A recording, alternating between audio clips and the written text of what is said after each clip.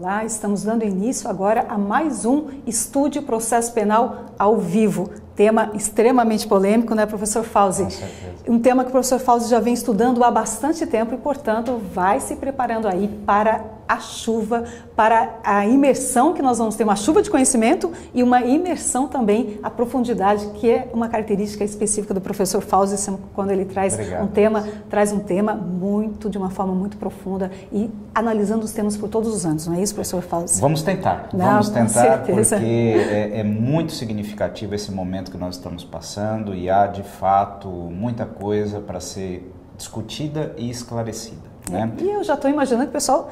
Quem já sabe o tema, tudo bem, mas quem não sabe o tema também já vai imaginar qual é o tema, né? Vamos falar do trânsito em julgado e execução da pena e as repercussões que já estão dando por conta da decisão do Supremo Tribunal Federal da semana passada. Então, muito tema, um tema bem polêmico, um tema que divide os corações, né? Impressionante como a gente tem essa divisão. Na verdade, houve uma certa transformação desse assunto num embate muitas vezes quase que pessoal. Quase que pessoal. A gente vê nos grupos de WhatsApp quantos pegas que não, né? Há posturas que inclusive desbordam para situações que nada tem da análise jurídica e o esforço que nós vamos fazer nessa nossa fala, no nosso encontro, é procurar demonstrar que nós não estamos tratando do processo de um determinado réu.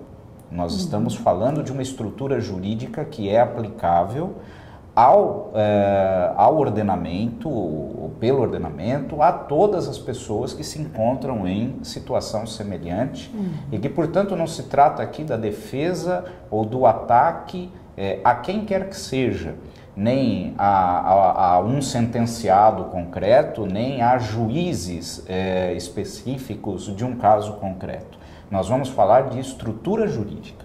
Tá? Exatamente. Não podemos fulanizar essa discussão. Tá? E o professor Fauzi tem todo um gabarito para falar desse tema, é pós-doutor pela Universidade de Coimbra, é doutor e mestre aqui pela Universidade de São Paulo, tem cursos de especializações, tem um livro, deixa eu mostrar o livro aqui, professor Fauzi.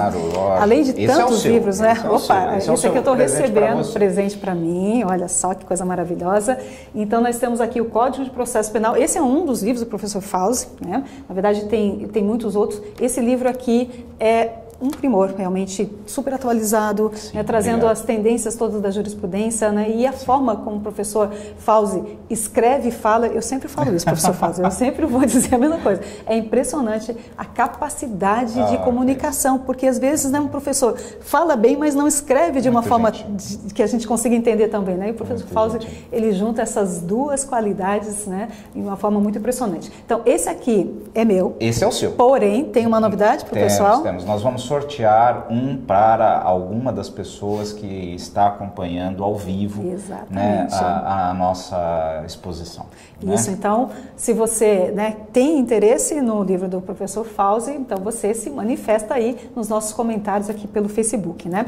Esse sorteio só para quem assistir ao vivo, quem for assistir depois não está valendo, então fica aqui registrado, né? Exatamente. Só para quem efetivamente estiver ao vivo agora com a gente. Bom, então está aqui esse livro, Código de Processo Penal, e a gente tem esse tema, né, além desse livro fantástico, maravilhoso, o professor Fauzi também é autor, aqui no nosso método Estude, do Estude Processo Penal. Professor Fauzi, esse Estude Processo Penal também é uma inovação, né, porque a gente não tem um outro local que você consiga juntar esse conhecimento todo, né, organizado por aulas, com a interatividade do professor e com uma atualização constante também. Perfeito, Alice. A gente sempre tem de destacar que o Estude Processo, o método Estude, foi uma concepção do nosso querido professor Luiz Flávio Gomes, que estabeleceu as diretrizes metodológicas.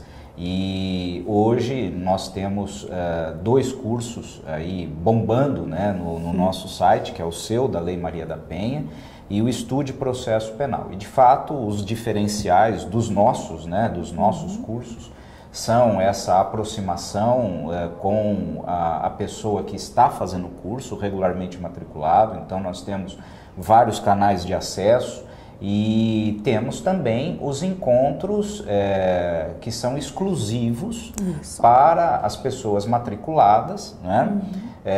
Com temas sempre extremamente atuais, e eu já destaco que um dos temas seguintes para o pessoal que está matriculado dirá respeito a um assunto que foi tratado nesse julgamento do HC 152752, que é o tema da coisa julgada progressiva. Poxa, que foi um argumento trazido do direito comparado pelo ministro Gilmar Mendes e que eu reservei especificamente para ser tratado com exclusividade para o pessoal que está matriculado no estudo de processo penal. Porque tratou-se de um argumento raro nessa discussão. E nessa aula específica, que o pessoal que está matriculado tem o calendário, né? O calendário dos encontros já está franqueado para ser disponibilizado para o pessoal. Já está disponibilizado, Então, muito provavelmente, se não for, aí eu não me lembro de cabeça, mas se não for já no próximo encontro, será no imediatamente seguinte, que nós falaremos sobre essa argumentação trazida no voto do ministro Gilmar Mendes com base no Código de Processo Penal italiano, que é a chamada coisa julgada progressiva. Esse é só um tema para quem faz o estudo de processo penal. Né? E lembrando que o estudo de processo penal ele é todo virtual, então você que está em qualquer lugar do mundo, né? Não é só aqui no Brasil, né, professor Fausto? Qualquer lugar do mundo tem acesso, porque tanto as aulas são virtuais, como também os encontros, esse encontro do professor Fausto, que vai trabalhar esse tema coisa julgada progressiva, olha que coisa legal, eles são feitos pela internet, ao vivo, né, com interatividade, mas dentro da plataforma, então, do método do estudo de processo penal. Bom, professor Fausto, então a gente vai começar trabalhando esses temas todos e dizendo o seguinte, né? Então a gente tem a questão do trânsito julgado e a execução da pena. É uma execução provisória ou ela é uma execução já... exatamente. Porque o pessoal já está começando a questionar isso. É muito bom começar por aí, Alice. Vamos deixar bem claro, o objetivo do nosso encontro hoje aqui é analisar os argumentos que foram levantados, os principais argumentos, menos o da coisa julgada progressiva, que foram levantados no julgamento do HC 152752.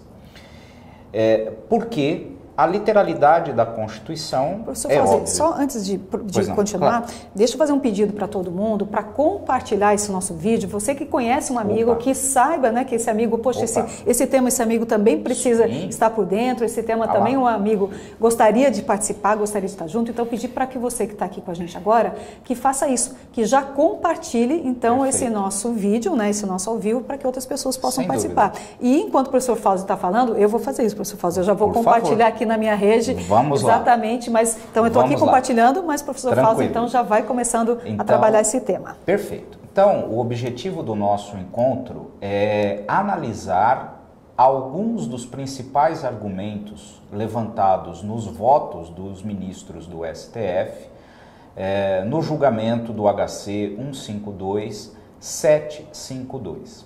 Por quê? A literalidade da Constituição é cristalina, ela é solar.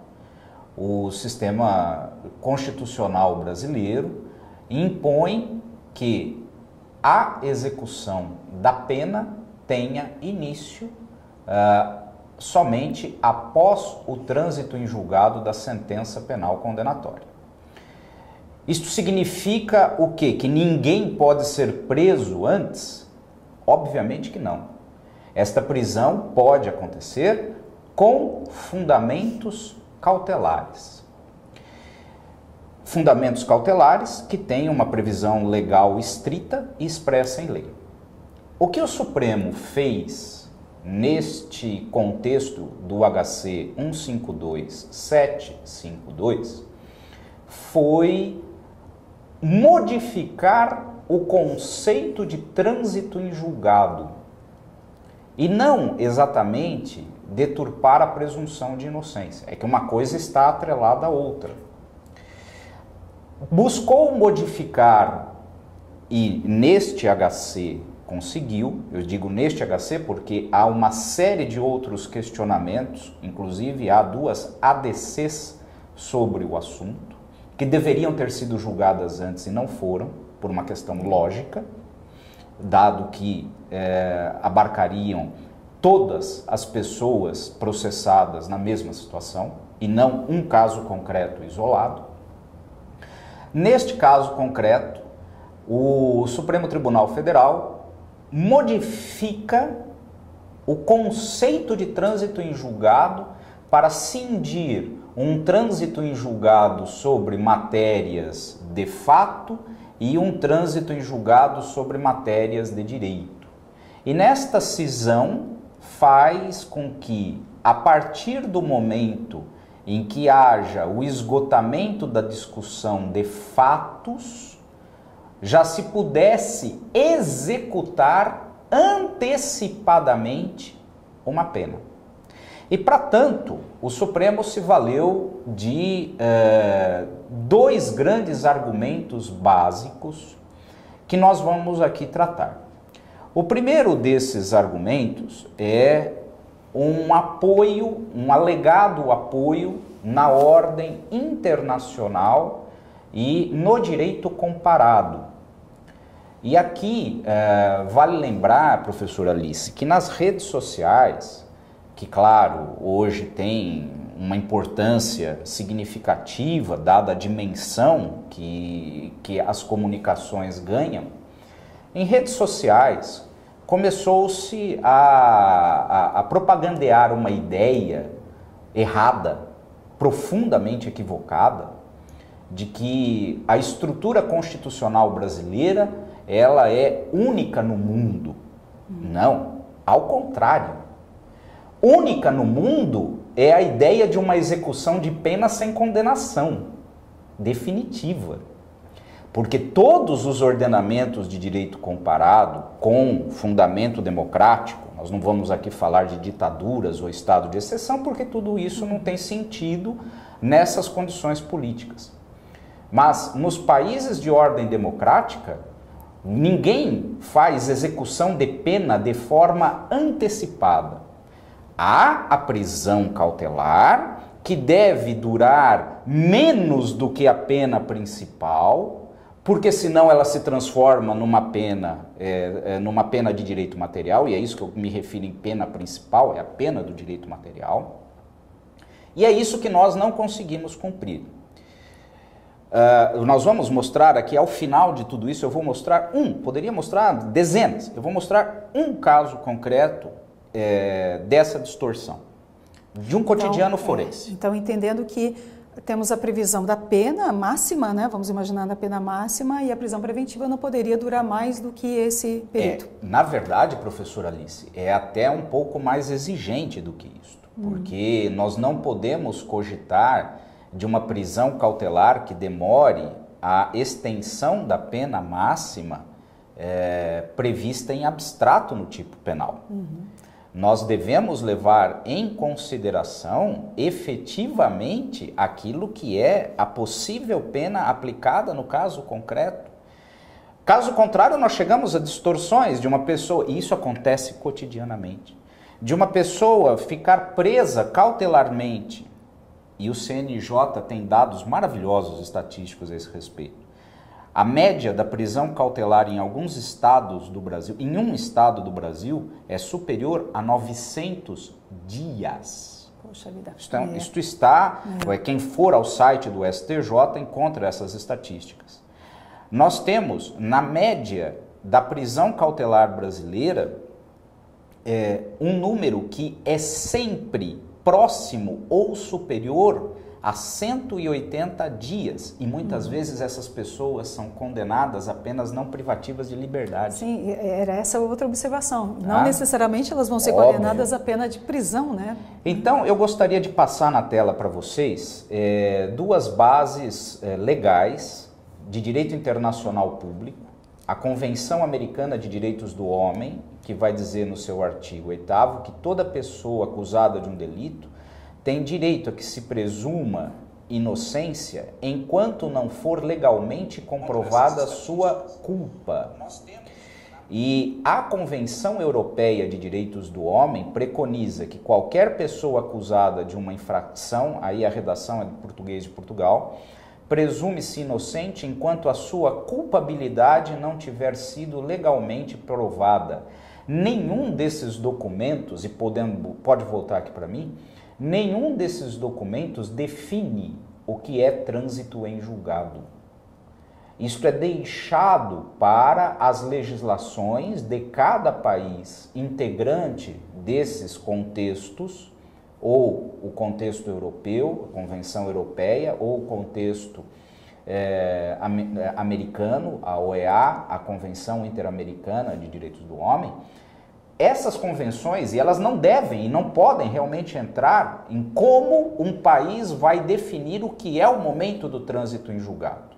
Então, para todos aqueles e aquelas que, às vezes, de uma maneira muito impetuosa, aderem a uma informação incorreta de que os tratados internacionais vão de encontro àquilo que existe na Constituição brasileira, cometem um equívoco grave.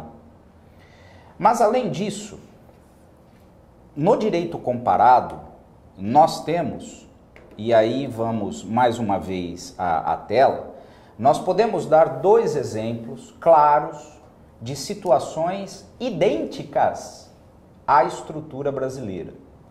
A Constituição da República Portuguesa, no artigo 32, número 2, tem uma redação exatamente igual à redação da Constituição brasileira.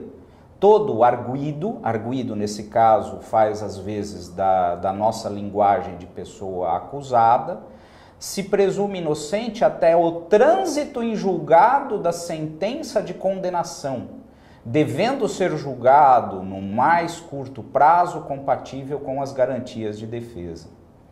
E o Código de Processo Penal alemão, no seu parágrafo 449, tem uma redação, e eu coloquei aí na tela a redação original para quem tiver acesso à língua original, mas a tradução é: as sentenças criminais não são executáveis antes de se tornarem definitivas. Rechtskräftig, tá? Força de direito, força de lei. Ora, voltando aqui para mim, nós temos, portanto, que o grande drama do direito brasileiro não é que ele está desalinhado com posturas de direito internacional público, não, que está desalinhado com previsões do direito comparado. A grande diferença do direito brasileiro é o itinerário que aqui nós percorremos até alcançar o trânsito em julgado. Então, falou a palavra mágica, né? Essa é a palavra mágica, definir o que para nós é o trânsito julgado. Exatamente. Eu acho que eu entendi bem. Exatamente. Que nós temos assim, não é que o nosso sistema é diferente, o nosso sistema também diz que só pode ser executado quando tiver o trânsito julgado. Perfeitamente. E é o que diz todos os sistemas democráticos. Exatamente. Então nós estamos em linha, nosso direito está em linha com o que diz todos os sistemas democráticos. Exatamente. Agora a questão é, o que para nós é o trânsito julgado, o que é para o americano, Exatamente. O que é para o português, e aí, o espanhol. Aí, professora Alice, a professora tocou num modelo que é particularmente inaplicável no Brasil, que é o modelo norte-americano. Por quê? Qualquer estudo básico de criminologia em língua inglesa, sobretudo nos Estados Unidos, mostra que mais de 90%, na verdade é bem mais, isso já bate quase, segundo alguns estudos, entre 95% a 97% dos casos são resolvidos por pleas, acordos. E acordo é acordo. Eu acordei, portanto, me submeto àquilo que eu acordei. Né? Esta, inclusive, é uma diferença muito grande da maneira como nós encaramos a executividade dos acordos, por exemplo, da Lei 9.099 da transação penal. Esse é um problema histórico entre nós.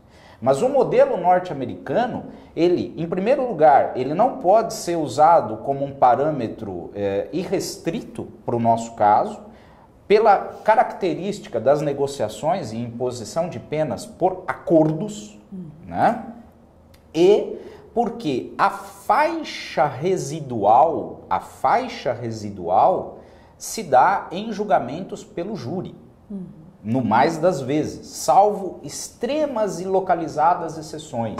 Daqueles 3 a 5%? Daqueles 3 a 5%, nós vamos falar em julgamento do júri, que tem uma outra estrutura e cujo veredicto deu uma força de imposição da sanção quase que imediata. Não que não possa ser recorrido. Não que não possa ser recorrido. E nos países, e aí vem um detalhe muito significativo, porque a professora lembrou, bom, e na Europa citou um país ou outro. Os grandes mecanismos de acesso à Corte Constitucional, que nesses países tem, como Itália, França, Alemanha, Portugal, a Corte Constitucional tem um papel efetivamente constitucional. Ela não é uma vara criminal ordinária como é o Supremo Tribunal Federal no Brasil. Se alguém se der o trabalho de entrar no site do Supremo agora e for analisar a pauta de audiências do mês, não vai encontrar muita diferença de uma pauta de audiência criminal numa vara comum de qualquer cidade do país. O Supremo se transformou num órgão se transformou não, isso foi atribuído ao Supremo na Constituição. E graças a muitas interpretações extremamente conservadoras, foi mantido no Supremo Tribunal Federal um perfil que é quase que um perfil de vara criminal ordinária. Nesses países de direito comparado, quando se acessa às cortes superiores, não se acessa por meio de mecanismos recursais, como nós entendemos o recurso especial e o recurso extraordinário. Acessa-se para obter a cassação de uma determinada decisão, o que implica dizer que são mecanismos quase que de natureza, numa linguagem brasileira, revisionais. São movimentos de impugnação revisionais, não são recursos no sentido técnico que nós entendemos no direito brasileiro. E isso foi buscado ser modificado, no nosso caso, quando há algum tempo, e aqui eu peço que na lousa, na tela seja mostrado, em 2011, a PEC 15/2011, que acabou sendo denominada de PEC dos recursos, que foi impulsionada pela figura do então ministro do Supremo Tribunal Federal, César Peluso, e voltando para mim agora, esta PEC é a melhor solução técnica que nós tivemos até agora, na minha avaliação, para corrigir esta situação do Supremo Tribunal Federal e do STJ e transformar aquilo que nós chamamos historicamente de recurso extraordinário, recurso especial, em ações rescisórias de fundamento constitucional. Porque com isso, o trânsito em julgado se dá onde? Corretamente. Nos tribunais de justiça dos estados, nos tribunais regionais federais, em primeiro lugar.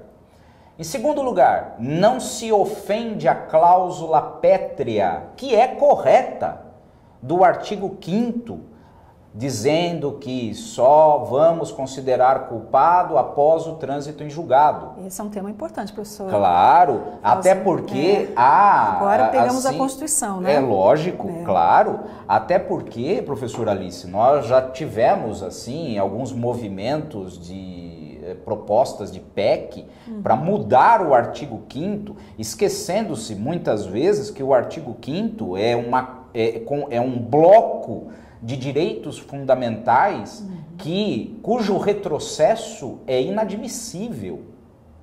Mas nós podemos acertar isso de outros lados? Podemos. A PEC dos recursos mexe na estrutura recursal do Supremo Tribunal Federal e do STJ.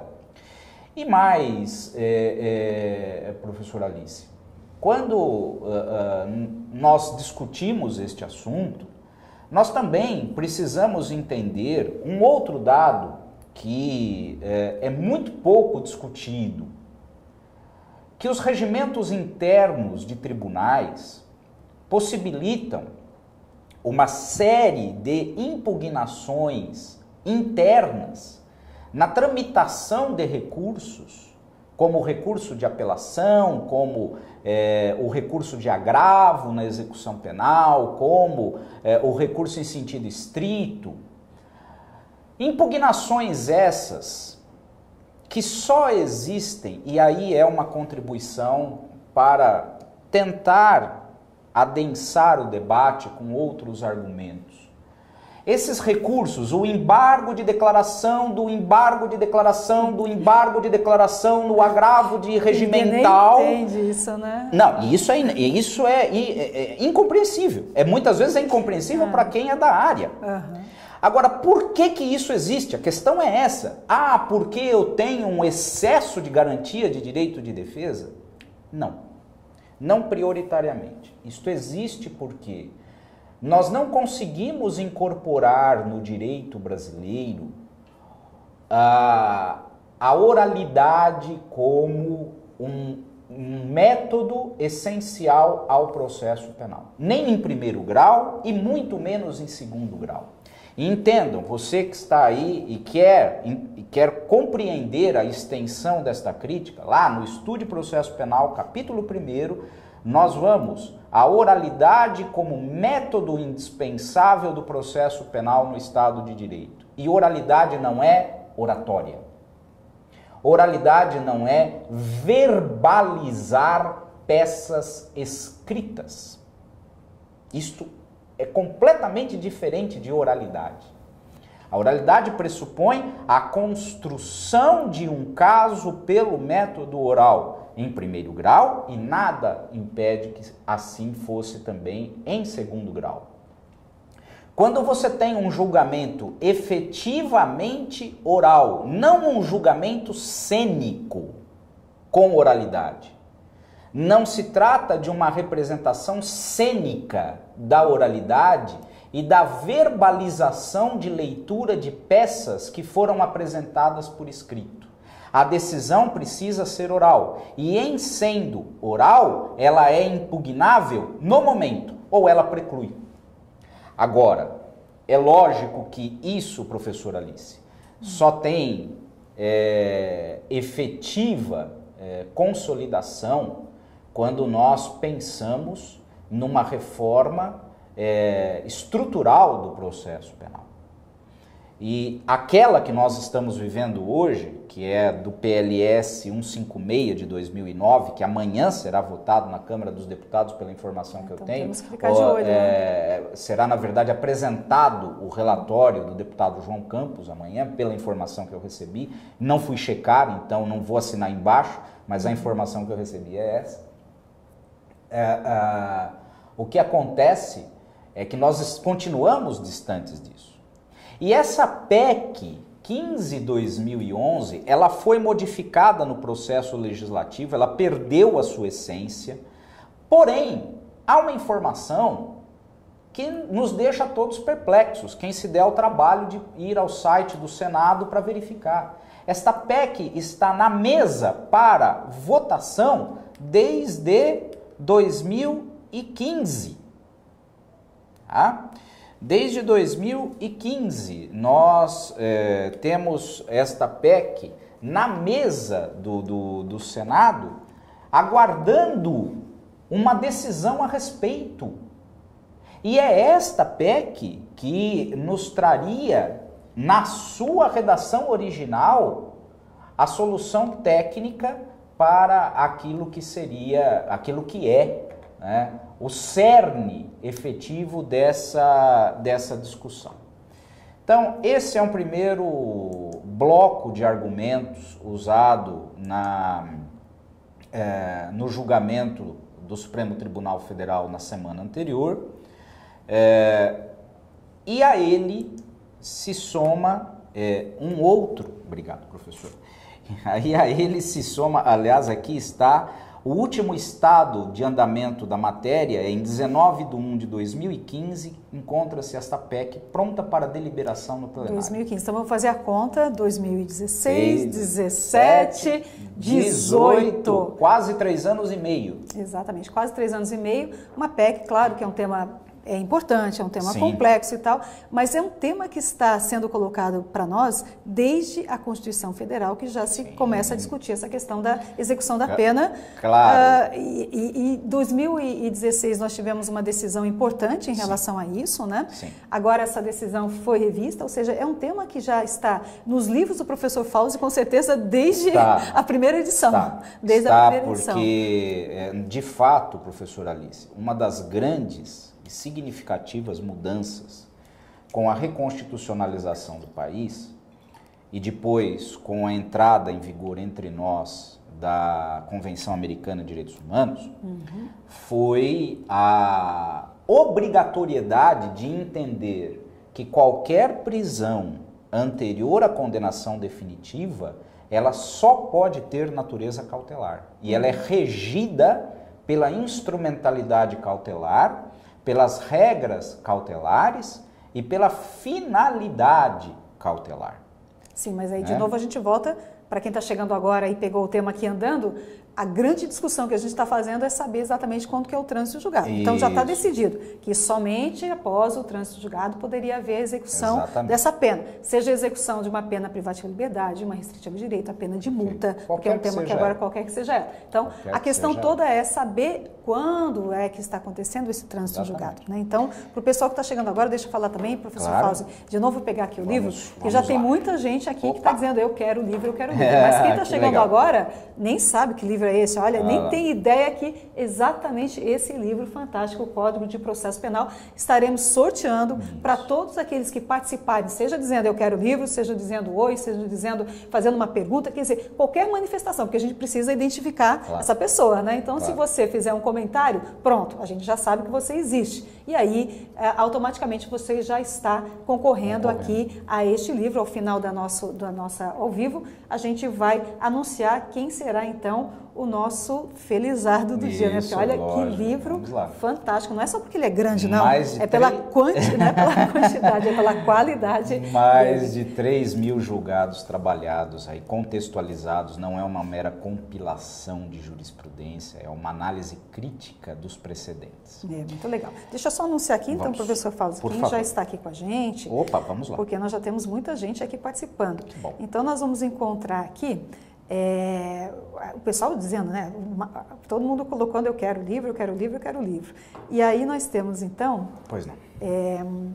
A Tessia Caterina, Paulo Henrique Rouque, eu acho que é isso assim, a Maria Bizarria, o Renan Araújo, então o pessoal que já começou, dentre outros aqui, né? São esses que se manifestaram agora, dentre tantos outros que estão aqui trabalhando e estão junto com a gente e alguns fazendo perguntas, depois eu passo então a pergunta, e outros colocando eu preciso deste livro.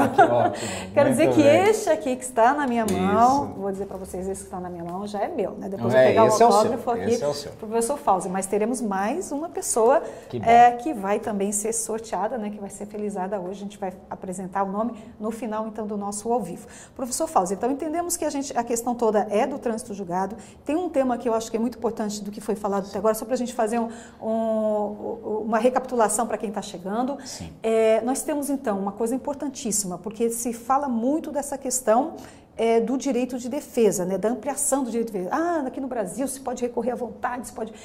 Calma, temos que tomar cuidado, porque, na verdade, a gente não pode culpar esse direito de defesa. Evidente, nós não podemos sacrificar legítimas expressões defensivas Isso. em nome de um utilitarismo, de uma sentença, de um acórdão, que por vezes, e na grande maioria das vezes, se arrasta por anos até ser decidida no mérito, e nós não podemos efetivamente tomar a priori que isto é um mal ocasionado pelo direito de defesa. Sim. O que a gente pode, por outro lado, é dar uma arrumadinha na casa, né? Muito, muito.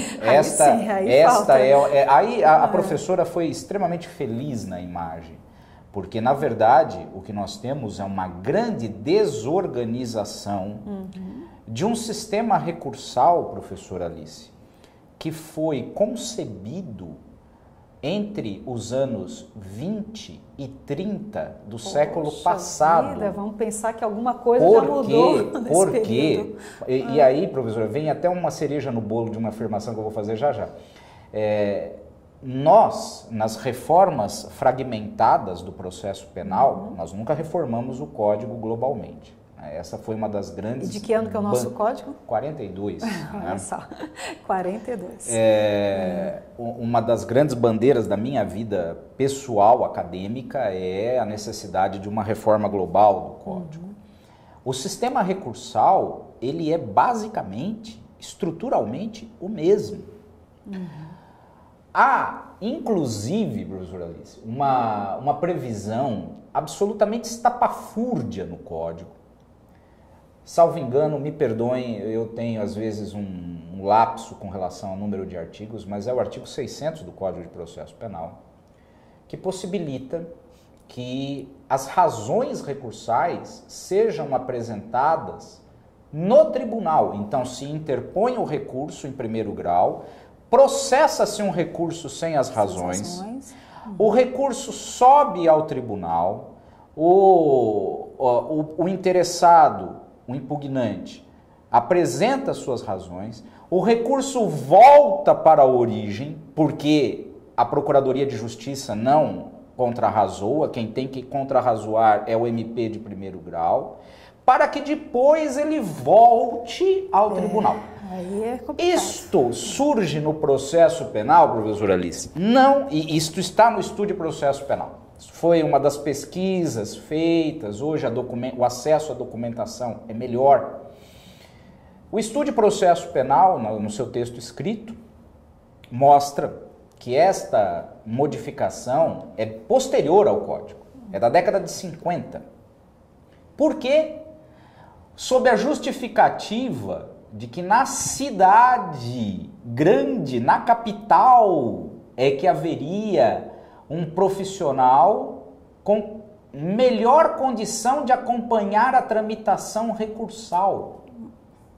Ou seja, é uma lógica que, no pé em que nós estamos do século XXI, não é nem bizarra, não é nem medieval. Isto é difícil de ser adjetivado com qualidade, porque isto não tem sentido algum em lugar algum do mundo.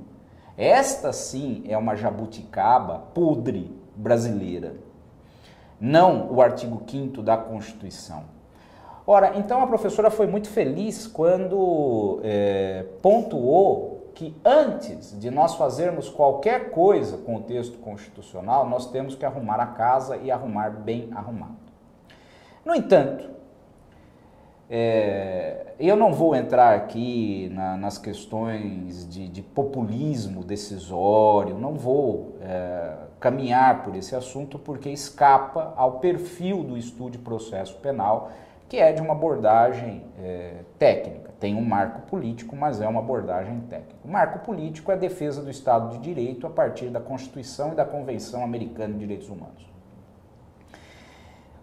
Um outro grande assunto, e esse realmente a gente precisa enfrentar, talvez pelo tempo a gente enfrente parcialmente hoje, e depois a gente traga para os inscritos do estudo de processo penal uma abordagem mais profunda do tema, que é um tema nuclear empregado por ministros do Supremo Tribunal para relativizar o conceito de trânsito em julgado, que é a chamada mutação constitucional. Ixi, tema também importantíssimo. A mutação constitucional é um tema que me preocupa muito desde um HC de 2006, e nós vamos passar por ele aqui, embora realmente a gente vá fazer aqui uma abordagem um pouco mais objetiva e deixar a abordagem mais minuciosa para uma aula reservada aos matriculados, às matriculadas do estudo de processo penal. A mutação constitucional, ela tem uma história no desenvolvimento da teoria constitucional muito antiga e muito irregular. Ela vai ter perfis diferentes de acordo com determinados momentos históricos e de acordo com determinados doutrinadores que se debruçaram sobre ela. Então, aqui vamos apenas colocar um autor, que é um autor que tem, e vamos à tela, né? É um autor que escreve em 1932 na Alemanha, e ele tem a ambição de procurar organizar as teorias de mutação constitucional, tá? E uma das suas afirmações é que a mutação constitucional ela se dirige a uma constituição formal e rígida e buscará fazer com que haja uma harmonia entre as normas jurídicas escritas e a situação jurídica real. Mas nem de longe, mesmo para esse autor, haverá, pode voltar aqui para mim, haverá a autorização de que um julgador físico, seja ele quem for, ou o juiz de primeiro grau, ou o ministro do Supremo Tribunal Federal, possa reescrever a Constituição.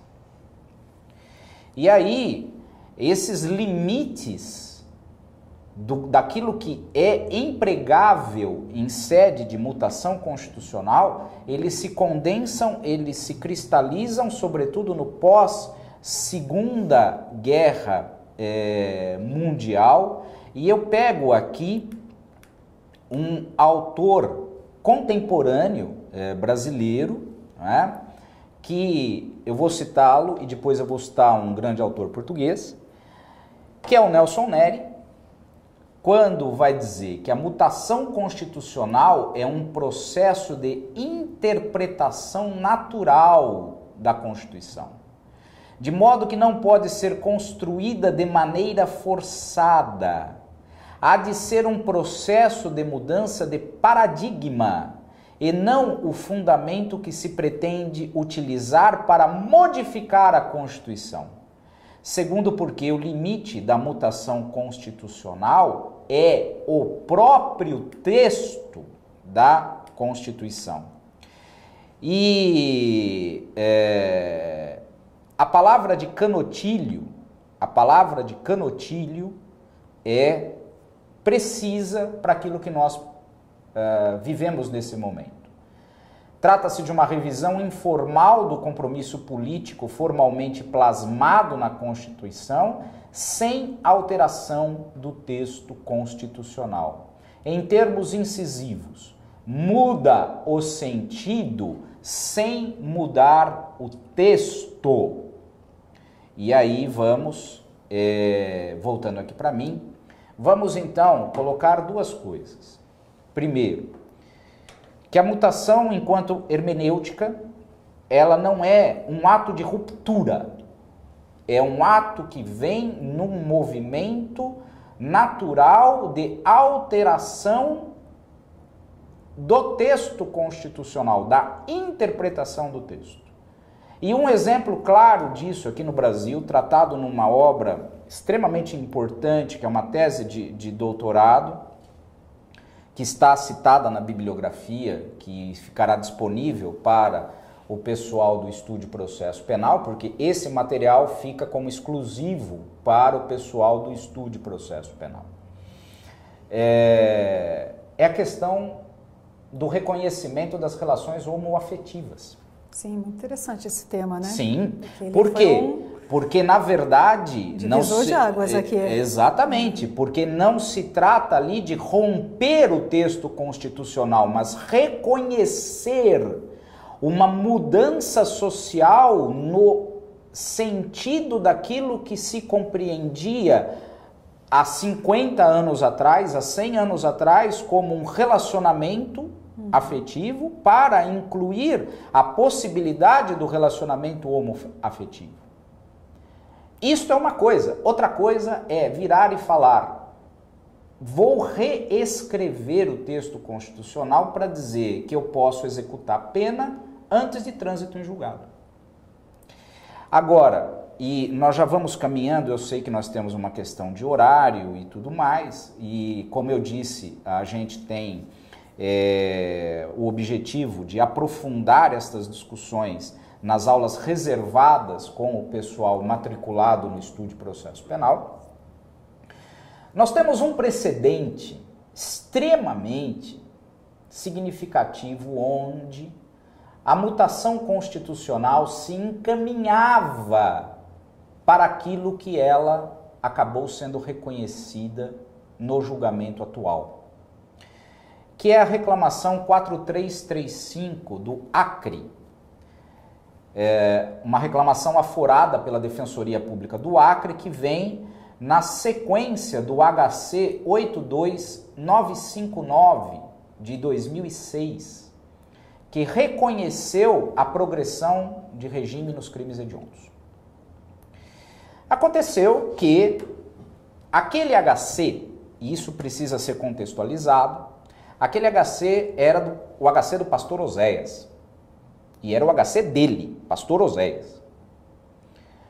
Que inclusive, como ele chegou à impetração desse HC, é um itinerário muito interessante que também eu conto para o pessoal nas aulas reservadas do Estúdio Processo Penal. Era um HC, portanto, cujo limite subjetivo da coisa julgada era o impetrante. Ele não se espalharia para outras pessoas. Nós estamos antes da lei de 2007, entendam, que modificou a progressão de regime nos crimes hediondos. Ok, o que aconteceu? O que aconteceu... E lembrando que a lei dos crimes hediondos é da década de 90. A lei original, exatamente. E desde de 90 se fazia essa discussão. Desde e aí 90. Só em 2006 que a Isso. gente, agora o Supremo finalmente decide sobre esse tema, né? Exatamente, professora Alice. E aí, o que acontece? Acontece que, como era um HC individual, juízes muitas vezes negavam a mesma situação para réus em condição jurídica idêntica, dizendo, e é correto, era correto à época. E aí, professora, no Estúdio Processo no Código de Processo Penal comentado que está sendo sorteado agora, desde a edição de 2007 eu trato desse assunto. O que aconteceu é que a Defensoria Pública do Acre disse, não, isso tem de caber para todo mundo. Só que o caber para todo mundo pressuporia que o Senado da República baixasse uma resolução para retirar a eficácia jurídica da norma considerada inconstitucional. Sim, lembrando que ela proibia a progressão de regime. A lei dos crimes hediondos lá na sua versão inicial, porque o pessoal que está começando a estudar agora o processo penal pode se atrapalhar, né? Exatamente. Mas lá na versão inicial, lá em 1990, previa a proibição de progressão de regime para os casos de crimes hediondos e aqueles assemelhados também, né, professor? Perfeitamente. Porque nós temos os hediondos e aqueles assemelhados. E aí a discussão foi da constitucionalidade. Exatamente. Chega-se à constitucionalidade num caso concreto. O Supremo diz é inconstitucional, a Defensoria Pública do Acre vai dizer queremos isso para todos. Que só estava valendo para aquele caso concreto. Para aquele caso concreto. O HC 82.959. Isso, exatamente.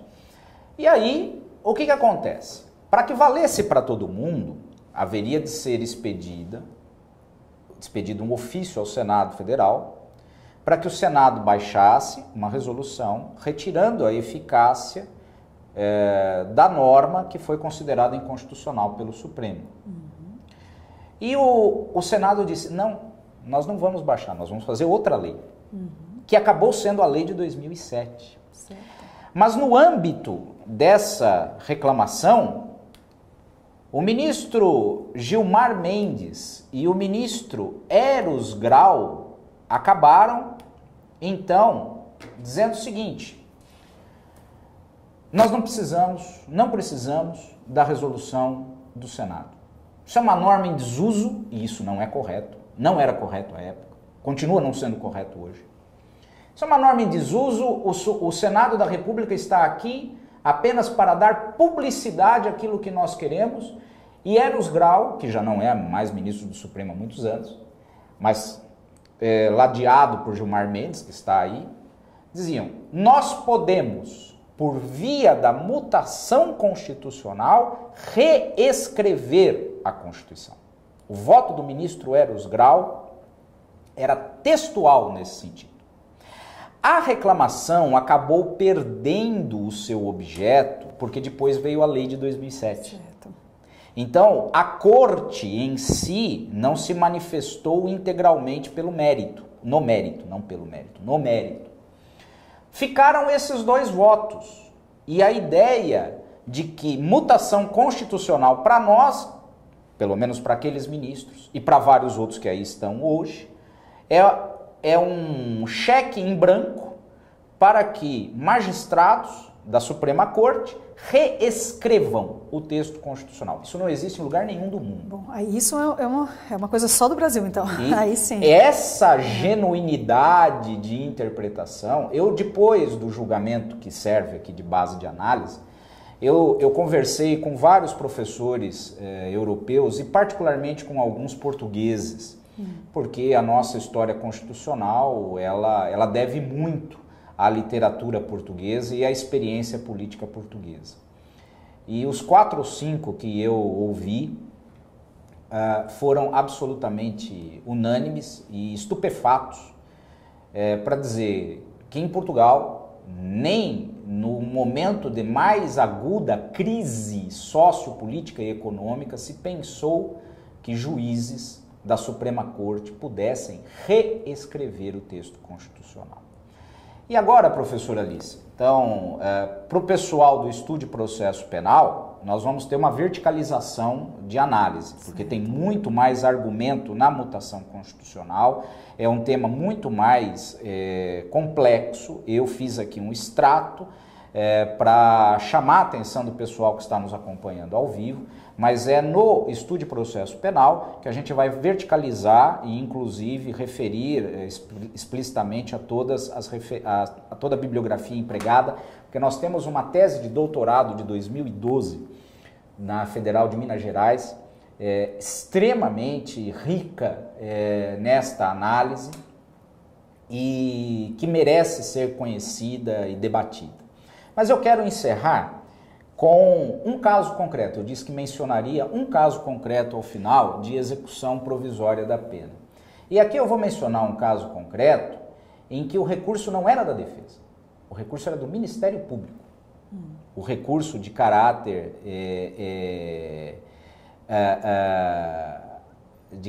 ainda de apelação, portanto nós nem estamos nos recursos constitucionais. Tá? Vejam que uma pessoa foi condenada a 1 ano e 8 meses em 2011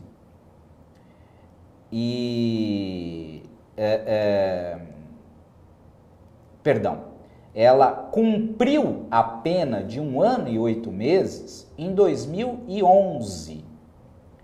Porém, a apelação ainda tramitava no Tribunal de Justiça.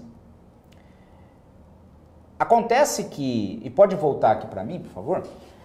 Acontece que em 23 de agosto de 2012, portanto, 13 meses depois do termo de conclusão de pena ter sido alcançado e a pena cumprida, e era uma pena provisória, era uma execução provisória, a pena foi majorada para 5 anos de reclusão.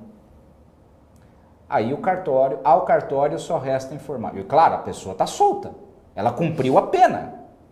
E nós nem estamos falando da atuação de recurso extraordinário especial, hein? Ela cumpriu como pena definitiva uma coisa que deveria ser uma prisão cautelar. E aí só restou ao cartório dizer o seguinte, ó, o cara está solto. Em 2017, o cartório informa, porque quando os autos voltam,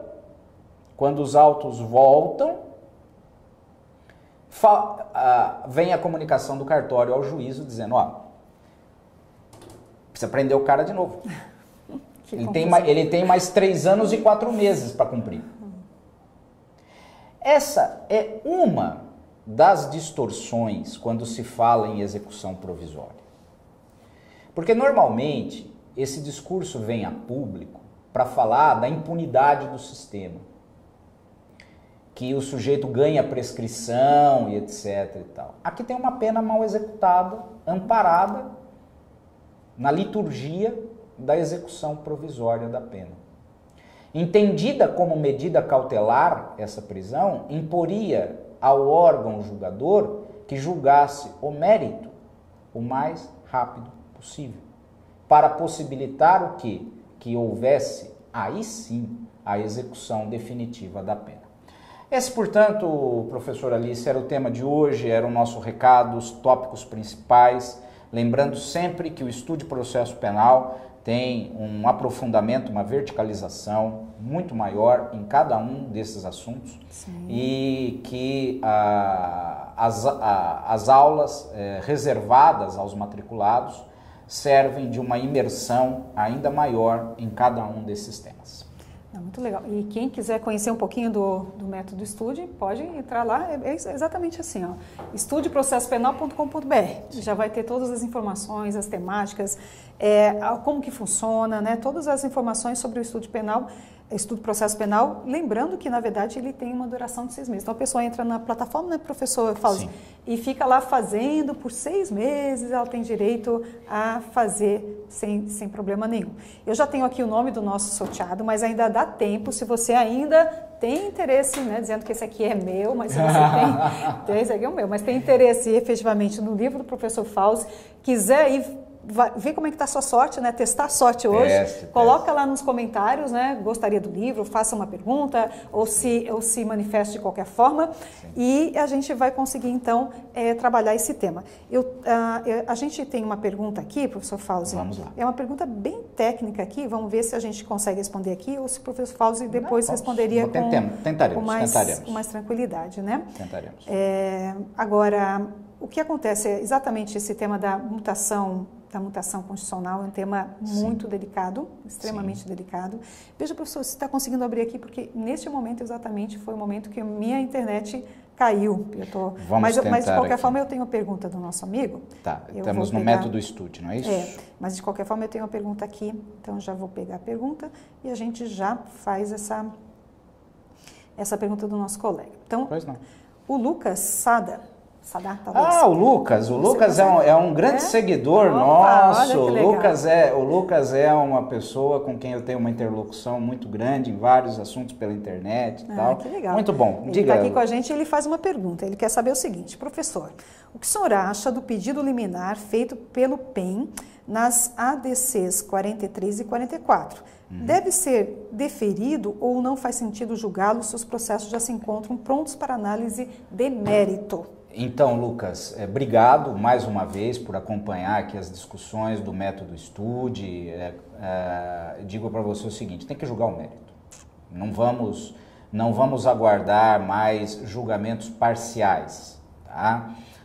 Seja lá qual for a decisão, seja aquilo que nós encontrarmos como resposta no Supremo Tribunal Federal, e é lógico, dentro de um perfil democrático, elevado, culturalmente digno, nós podemos concordar ou discordar, embora este não seja exatamente um tema opinativo, tá? Mas o Supremo precisa decidir, e precisa decidir no mérito, e precisa colocar isso como uma pá de cal, porque o que o Supremo haverá de se pronunciar é, na verdade, sobre a constitucionalidade do artigo 283 do Código de Processo Penal, que é o que reflete, depois de décadas, o texto constitucional. Então, professora Alice e Lucas, eu não me satisfaria com apreciações liminares, porque a instabilidade social gerada pela incerteza da vinda da decisão definitiva é muito prejudicial ao país, em todos os sentidos. Daí porque eu postulo que nós tenhamos aí sim o julgamento definitivo, o julgamento de mérito, tá? Muito bem, então aqui nós temos chegou nas minhas mãos, quem foi o sortudo ou sortuda de hoje. Já temos aqui, eu já consegui restabelecer aqui a minha internet, então tá tudo bem. Legal. Mas teve muita gente que participou, além do Lucas, participou também o Renan Araújo, o Paulo Henrique Coque, que eu acho que é assim que se diz, a Tessia Caterina, a Maria Freire e Rafael Norberto, Marcos Marcel de Oliveira, a Mara Bizarria, o Paulo Henrique, Fernanda Sater, Tessia Caterina exatamente. Então o pessoal aqui está todo já perguntando do livro, né? A principal questão é saber do livro. Como é que funciona? Diga, professor Fausto. Não, eu ia dizer o seguinte, eu acabei de mandar aqui uma mensagem para a editora, nós vamos ver se conseguimos para o pessoal que acessa a plataforma Método Estude, o seu curso, o meu, um descontinho especial para comprar pelo site da editora, para aqueles que, o pessoal, né, a exclusão do que for